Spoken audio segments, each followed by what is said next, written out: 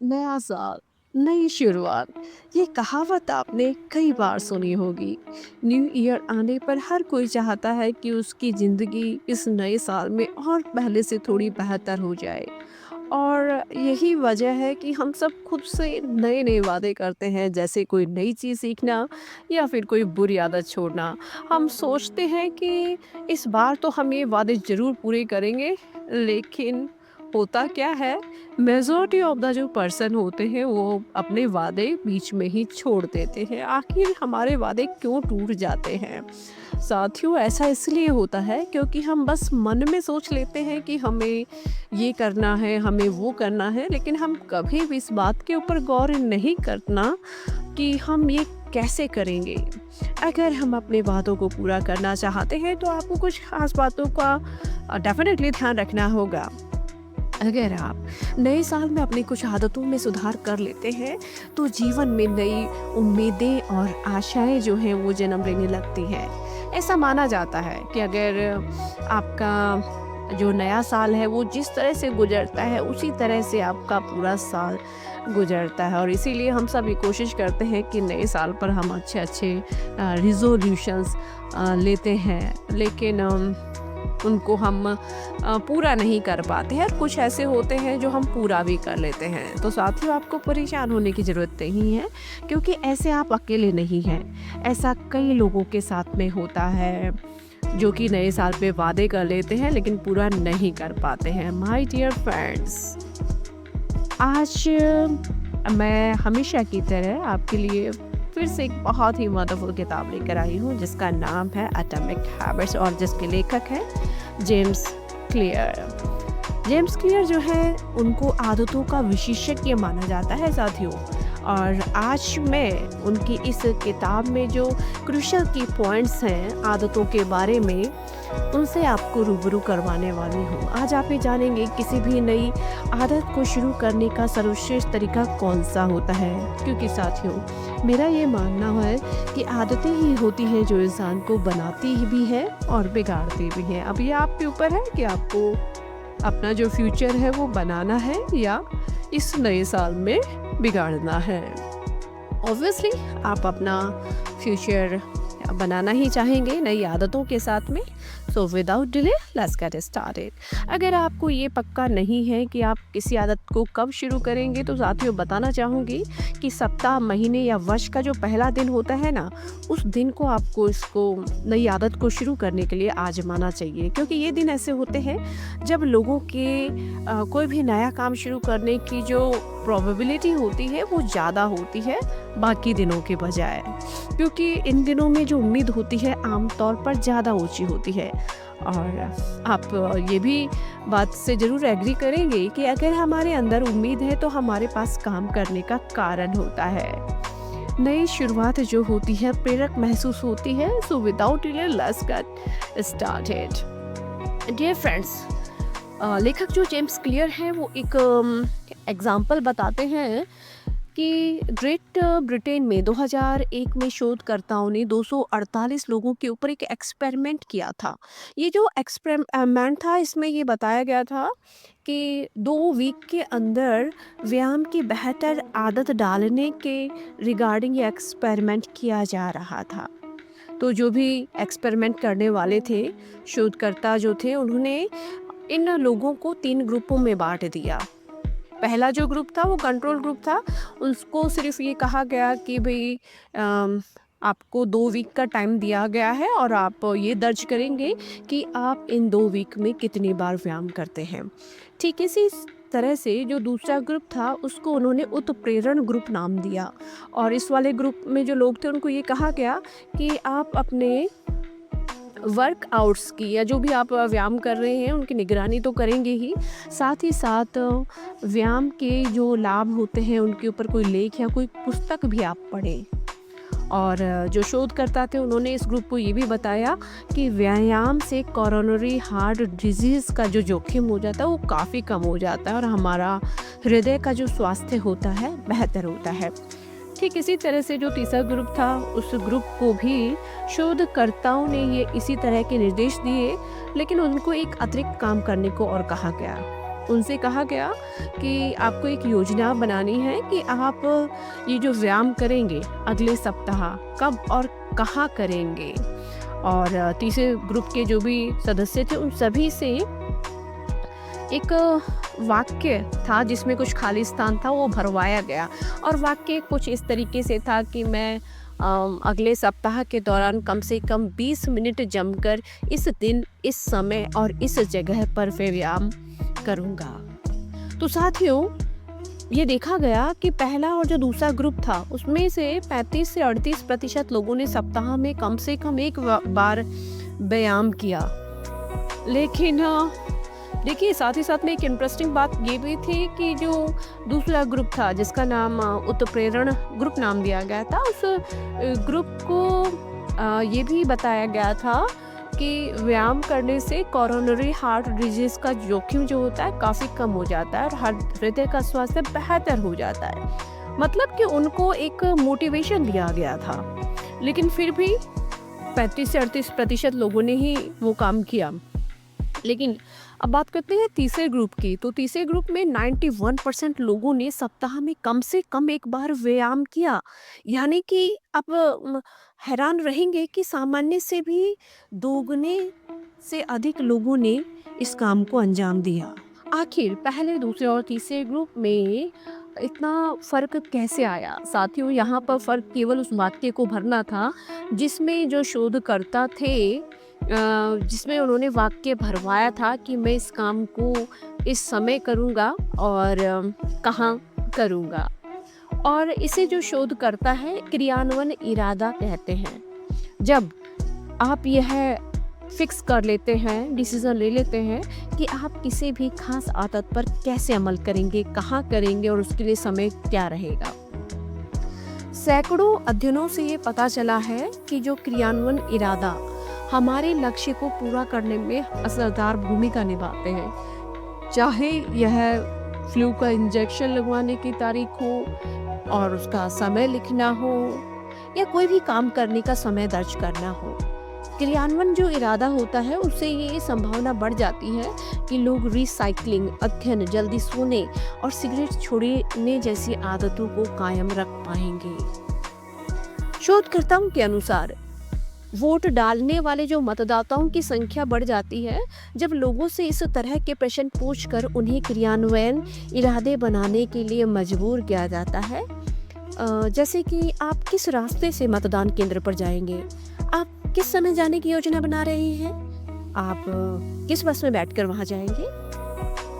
इसी तरह से साथियों, निष्कर्ष इससे ये निकलता है कि जो लोग इसकी स्पष्ट योजना बना लेते हैं कि वे किसी भी नई आदत को कब और कहाँ करेंगे, तो ऐसी कंडीशन में उनके वो काम करने की ज़्यादा संभावना बढ़ जाती है। लेकिन बहुत सारे लोग जो होते हैं इन बातों का अनुमान लगाए बिना ही अपने आदतों को बदलने की कोशिश करते हैं और खुद से कहते हैं कि मैं ज़्यादा स्वस्थ भोजन करूँगा या मैं ज़्यादा लिखूँगा, लेकिन कभी अपने आप से ये नहीं कहते हैं कि हम ऐसा कब और कहाँ करेंगे। हम इसे संयोग पर ही छोड़ देते हैं और उम्मीद करते हैं कि हम इसे करने की याद रख लेंगे और सही समय पर मोटिवेटेड महसूस करेंगे। लेकिन होता है क्या है कि हम उस चीज़ को उस समय के बाद में भूल जाते हैं। कई लोग ये भी सोचते हैं कि भाई उनमें ही कुछ ना कुछ मोटिवेशन की या फिर कुछ ना कुछ प्रेरणा की कमी है, जबकि साथियों मेन रीज़न ये है कि दरअसल उनमें स्पष्टता की कमी होती है। उन्हें पता ही नहीं होता है कि वे उस काम को कब और कहाँ करेंगे और इसी का रिजल्ट ये होता है कि लोग बेहतर बनने के लिए सही समय का इंतज़ार करते रहते हैं और वे बस जीवन भर इंतज़ार ही करते रहते हैं। लेखक जेम्स क्लियर बताते हैं कि यदि आपने क्रियान्वयन इरादा तय कर लिया, इसका मतलब कि आपको जो भी काम करना है, जो भी आदत डालनी है, जो भी व्यवहार आपको अपने जीवन में डालना है, उसके लिए आपने ये फिक्स कर लिया कि मैं इस काम को इस समय करूँगा और यहाँ पर करूँगा और इस काम के बाद में करूँगा, तो ऐसी कंडीशन में आपको जब उस काम को करने का समय आता है तो दोबारा से निर्णय लेने की ज़रूरत ही नहीं पड़ती है। आप योजना बनाते समय ही इस बात का डिसीजन कर चुके हैं कि भाई आपको ये काम कैसे करना है, आपको ये आदत कैसे, कब और कहाँ करनी है। अब तो आपको बस उसके ऊपर अमल करना होता है। जैसे मान लीजिए कि आपको ध्यान लगाना है, तो आप इस तरह से अपना क्रियान्वयन इरादा फिक्स कर सकते हैं कि मैं किचन में सुबह 7 बजे 1 मिनट ध्यान करूँगा। मान लीजिए आपको पढ़ना है, तो आप ये भी क्रियान्वयन इरादे के रूप में ये फिक्स कर सकते हैं कि मैं अपने बेडरूम में शाम को 6 बजे 20 मिनट तक स्पेनिश का अध्ययन करूँगा। मान लीजिए आपको व्यायाम करना है, तो आप ये भी फिक्स कर सकते हैं क्रियान्वयन इरादे के रूप में कि मैं स्थानीय जिम में शाम को 5 बजे 1 घंटे तक व्यायाम करूँगा। और मान लीजिए आपको अपनी रिलेशनशिप बहुत अच्छी करनी है, तो आप ये फिक्स कर सकते हैं कि मैं किचन में सुबह 8 बजे अपने पार्टनर के लिए चाय बनाऊँगा या बनाऊँगी। अगर एक बार आपने क्रियान्वयन इरादा अपना फिक्स कर लिया, तो साथियों इससे एक और फ़ायदा होता है। जब आप इस बारे में स्पष्ट हो जाते हैं कि आप क्या चाहते हैं और आप इसे कैसे हासिल करेंगे, तो फिर आप उन चीज़ों से इनकार कर सकते हैं जो कि आपकी प्रगति में बाधक होती हैं, आपका ध्यान भटकाती हैं, आपको पटरी से उतारती हैं। किसी भी नई आदत को शुरू करने का जो श्रेष्ठ तरीका होता है, उसको बताने के लिए लेखक जेम्स क्लियर एक और तरीका बताते हैं, जिसे वो कहते हैं कि आपको आदतों का ढेर लगाना सीखना होगा। आइए समझते हैं ये कैसे होता है। जब नई आदतें बनाने की बात आती है, तो आप व्यवहार की संबंधितता का इस्तेमाल अपने लाभ के लिए कर सकते हैं। किसी भी नई आदत को बनाने का बहुत अच्छा तरीका किसी वर्तमान आदत को पहचानना है जिसे आप हर दिन करते हैं। फिर नई आदत को पुरानी आदत के साथ जोड़ दें, और साथियों इसे ही आदत का ढेर लगाना कहते हैं। आदत का ढेर लगाना क्रियान्वयन इरादे का ही एक खास रूप है।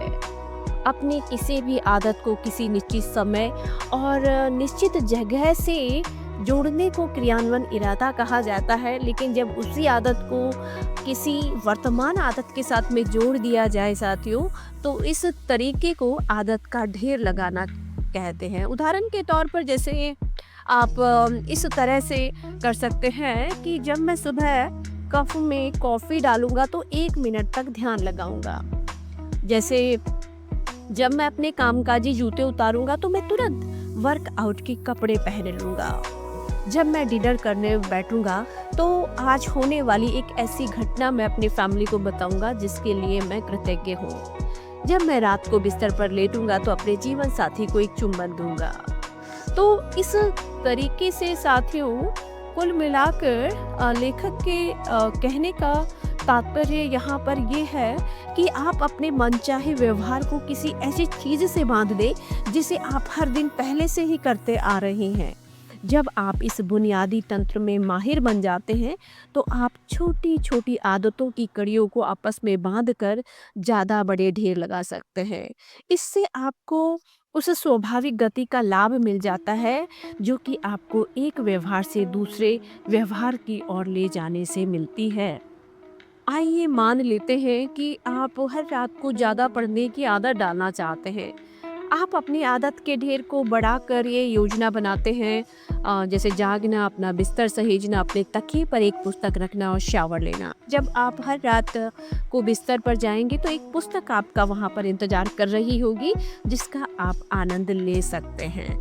कुल मिलाकर आदतों का ढेर बनाने से आप कुछ आसान नियम बना लेते हैं जो आपके भावी व्यवहार को मार्गदर्शन देते हैं। यह तो ठीक वैसा ही है जैसे आपके पास हमेशा एक गेम प्लान रहता है कि अगला काम कौन सा करना है। जब आप इस नीति के साथ कंफर्टेबल हो जाते हैं तो आप सामान्य आदतों के ढेर बना सकते हैं जो कि उचित स्थितियों में आपका मार्गदर्शन करते हैं। आदतों का सफल ढेर बनाने का एक सीक्रेट ये भी है कि आप चीज़ों को शुरू करने के लिए सही संकेत चुनें। क्रियान्वयन इरादे में किसी भी व्यवहार के लिए तो निश्चित समय और जगह तय किया जाता है। दूसरी ओर समय और जो भी आपका जगह है वो आदतों के ढेर में होती है। आप किसी भी आदत को अपनी दैनिक दिनचर्या में कब और कहाँ रखते हैं इससे बहुत फर्क पड़ता है। अगर आप ध्यान को अपनी सुबह की दिनचर्या में जोड़ने की कोशिश कर रहे हैं, आप चाहते हैं कि आप ध्यान करें सुबह, लेकिन सुबह के समय आपके घर में बहुत ज़्यादा अव्यवस्था रहती है और बच्चे कमरे में भाग दौड़ करते हैं, तो ये आपके लिए गलत समय और गलत जगह है। विचार करें कि कब आपके सफल होने की सबसे ज़्यादा संभावना है। खुद से किसी आदत को करने के को तब तक ना कहें जब आपके पास किसी दूसरी चीज़ में मशगूल होने की संभावना हो। आपके संकेत की फ्रीक्वेंसी आपकी मनचाही आदत की फ्रीक्वेंसी पर ही होनी चाहिए। अगर आप हर दिन किसी आदत को करना चाहते हैं, लेकिन आप इसे किसी ऐसी आदत के ऊपर ढेर में जमा देते हैं जो केवल सोमवार को ही होती है, तो साथियों ये कोई अच्छा विचार और अच्छा चुनाव नहीं है। अपनी आदतों के ढेर के लिए आपको सही संकेत खोजने हैं, और सही संकेत खोजने का तरीका ये है कि आप अपनी वर्तमान आदतों की सूची के ऊपर विचार मंथन करें।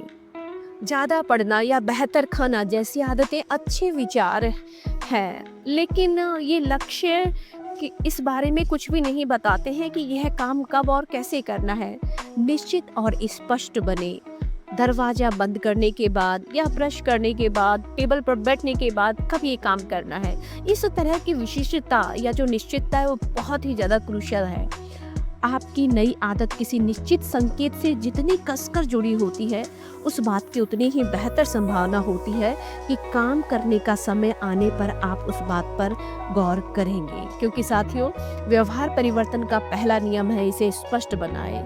क्रियान्वयन इरादे और आदतों का ढेर लगाने जैसी जो तकनीकें हैं, आपकी आदतों के लिए स्पष्ट संकेत बनाने के लिए बहुत ही प्रैक्टिकली प्रूव्ड मेथड है। इससे इस बात की स्पष्ट योजना भी बन जाती है कि उस काम को कब और कहाँ करना है। आज के लिए बस साथियों इतना ही। उम्मीद करती हूँ कि आज का ये जो कंटेंट है आपको पसंद आया होगा। साथियों, यदि कंटेंट यूजफुल लगा हो तो वीडियो को लाइक और शेयर करें। साथ ही साथ चैनल को सब्सक्राइब करना भी न भूलें। आप अंत तक मेरे साथ में जुड़े रहे। धन्यवाद साथियों।